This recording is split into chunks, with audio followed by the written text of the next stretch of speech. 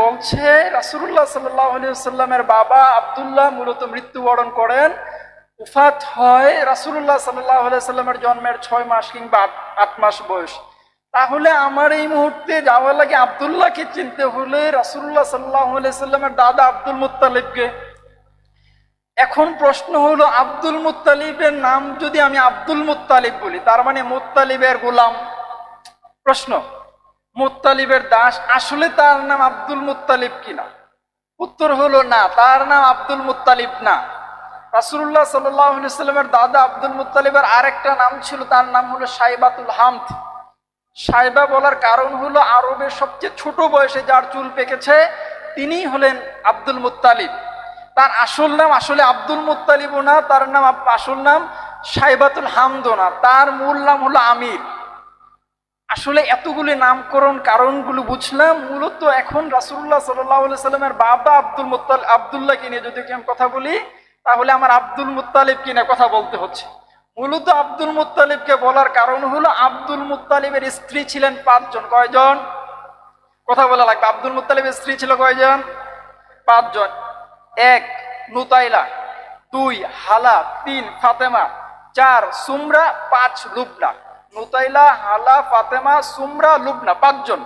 রাসূলুল্লাহ, এখন প্রশ্ন হলো রাসূলুল্লাহ সাল্লাল্লাহু আলাইহি ওয়াসাল্লামের দাদার নাম আমরা জানলাম, তাহলে দাদির নাম কি? এই 5 জন থেকে তৃতীয় যে মহিলা ফাতেমা বিনতে আমর আল মাখজুমিয়া, তিনি মূলত রাসূলুল্লাহ সাল্লাল্লাহু আলাইহি ওয়াসাল্লামের দাদি। এই যে রাসূলুল্লাহ সাল্লাল্লাহু আলাইহি ওয়াসাল্লামের যে দাদা আব্দুল মুত্তালিব, এই আব্দুল মুত্তালিবের যে নুতাইলা, হালা, ফাতেমা, সুমরা, লুবনা, এই যে স্ত্রী, এদের গর্ভে মূলত 10 জন পুত্র সন্তান জন্মগ্রহণ করে এবং 6 জন কন্যা সন্তান জন্মগ্রহণ করে। এখন এই পুত্র এবং কন্যা সন্তান যারা জন্মগ্রহণ করেছে, এদেরকে যদি আমি রাসূলুল্লাহ সাল্লাল্লাহু আলাইহি ওয়াসাল্লামের সাথে সম্পৃক্ত করি, তাহলে যে ব্যাপারটা আলোচনার দাবি রাখে কিংবা সম্পর্কের জায়গায়, এরা রাসূলুল্লাহ সাল্লাল্লাহু আলাইহি ওয়াসাল্লামের চাচা হয় নাকি? রাসূলুল্লাহ সাল্লাল্লাহু আলাইহি ওয়াসাল্লামের ফুফি হয় নাকি? সুতরাং চাচা এবং ফুফিদের সাথে রাসূলুল্লাহ সাল্লাল্লাহু আলাইহি ওয়াসাল্লামের আচরণ কেমন ছিল, এইটা একটা আলোচনার বিষয়। চাচারা রাসূলুল্লাহ সাল্লাল্লাহু আলাইহি ওয়াসাল্লামকে কি পরিমাণ সাপোর্ট দিয়েছেন, কি পরিমাণ সমর্থন করেছেন, এইটা আমাদের জানার বিষয়। এটা আমাদের রাসূলুল্লাহ সাল্লাল্লাহু আলাইহি ওয়াসাল্লামের চাচারা কিভাবে সাপোর্ট দিয়েছেন, ইসলামের দাওয়াতের ক্ষেত্রে যতটা সাপোর্ট দিয়েছেন, এই সাপোর্টটা আমাদের বোঝা খুব বেশি জরুরি। আমরা মূলত রাসূলুল্লাহ সাল্লাল্লাহু আলাইহি ওয়াসাল্লামের চাচাদেরকে দুইটা ভাগে ভাগ করব।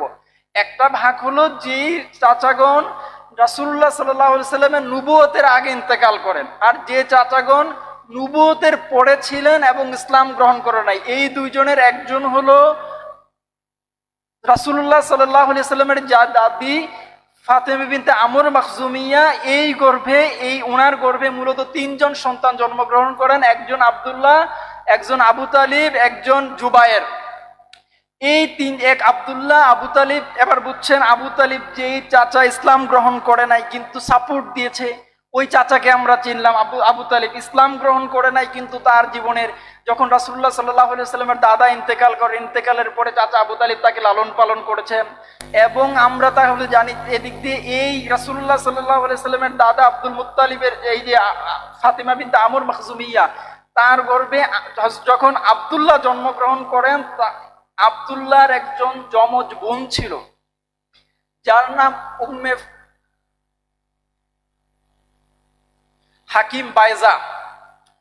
এই উম্মে হাকিম বাইজাকে চেনা লাগবে এই জন্যই, এই উম্মে হাকিম বাইজার একজন সন্তান ছিলেন, একজন কন্যা, তার নাম ছিল আরওয়া।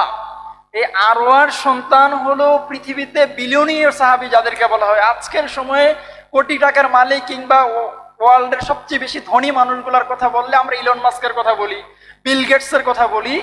ঠিক তেমনি আরবে তৎকালীন সময়ে এর চেয়ে বেশি টাকার মালিক ছিল, এর চেয়ে বেশি অর্থনৈতিক সমৃদ্ধি সম্পদের মালিক যারা ছিলেন, তাদের মধ্যে একজন হলেন ওসমান ইবনে আফফান রাদিয়াল্লাহু তাআলা আনহু। এই ওসমান ইবনে আফফান রাদিয়াল্লাহু তাআলা আনহুর মা আরওয়া, আর ওসমান ইবনে আফফান রাদিয়াল্লাহু তাআলা আনহুর নানি হলেন উম্মে হাকিম বাইজা। বুঝা গেছে? উম্মে হাকিম বাইজা মূলত রাসূলুল্লাহ সাল্লাল্লাহু আলাইহি ওয়াসাল্লামের যমজ রাসূলুল্লাহ সাল্লাল্লাহু আলাইহি সাল্লামের বাবা আব্দুল্লাহর যমজ বোন, ঠিক আছে। আচ্ছা, এরপরে আসি উম্মে হাকিম বাইজাকে আমরা চিনলাম। রাসূলুল্লাহ সাল্লাল্লাহু আলাইহি সাল্লামের চাচাদের সাথে আচরণের জায়গা থেকে মূলত চাচা আবু তালিবের জায়গাটা নিয়ে কথা বলার জায়গা রাখে। মূলত রাসূলুল্লাহ সাল্লাল্লাহু আলাইহি সাল্লামের দাদা আব্দুল মুত্তালিব যখন ইন্তেকাল করেন, ইন্তেকালের সময় তিনি ওসিয়ত করে যান আবু তালিবকে, তুমি আমার এই নাতিকে লালন পালন করবে, দেখাশোনার দায়িত্ব নেবে। এখানে আবু তালিবের যে জায়গাটা নিয়ে আলোচনা কিংবা কথা বলাটা খুব বেশি জরুরি। এটা হলো রাসূলুল্লাহ সাল্লাল্লাহু আলাইহি সাল্লামের এই চাচা আসলে ইসলাম গ্রহণ করেছেন কি করে নাই, এই জায়গাগুলো নিয়ে প্রচুর বিতর্ক আছে। মূলত এখানে যে জায়গাটা গুরুত্বের দাবি রাখে কথা বলার, মূলত এই রাসূলুল্লাহ সাল্লাল্লাহু আলাইহি সাল্লামের চাচা আবু তালিব অর্থনৈতিকভাবে একটু দুর্বল ছিলেন। আবার উল্টা দিক দিয়ে রাসূলুল্লাহ সাল্লাল্লাহু আলাইহি সাল্লাম আর আরেকজন চাচা আব্বাস রাদিয়াল্লাহু তাআলা আনহু, তিনি অর্থনৈতিকভাবে খুব ধনী ছিলেন। তো অর্থনৈতিকভাবে ধনী এবং গরিব এটা বোঝা যায়।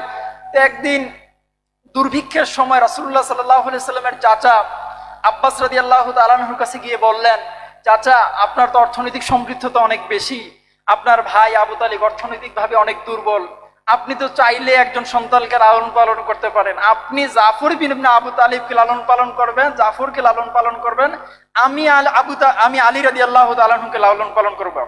এইখান থেকে বোঝা যায় যে রাসূলুল্লাহ সাল্লাল্লাহু আলাইহি সাল্লাম চাচা এক চাচার দুঃখ বুঝে আরেক চাচার কাছে গিয়ে নিজের দুঃখের কথা বলেন।